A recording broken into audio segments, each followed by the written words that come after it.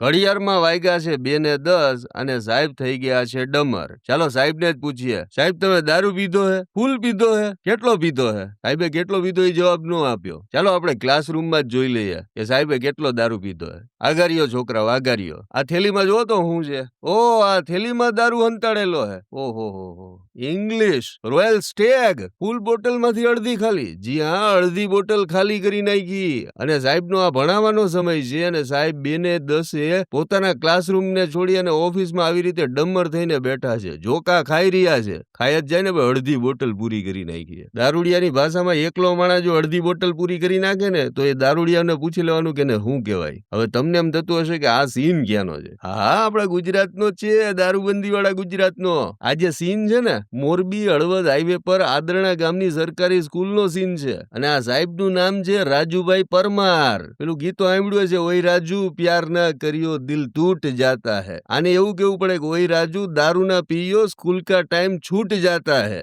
રાજુભાઈ અત્યારે બાળકોને ભણાવવાનો ટાઈમ હતો, એની બદલે ડમર થઈ અને 2:10 ઓફિસમાં આવી રીતે જોકા ખાઈ રહ્યા છે. અને જેને જે પૂછે ને એ બધી વસ્તુનો હા જ પાડે. દારૂ પીધો તો કે હા પીધો. એને એવું પૂછે કે ભાઈ તમારે અત્યારે ભણાવવાનો ટાઈમ તો કે હા છે. શિક્ષણ શું તમે આપો?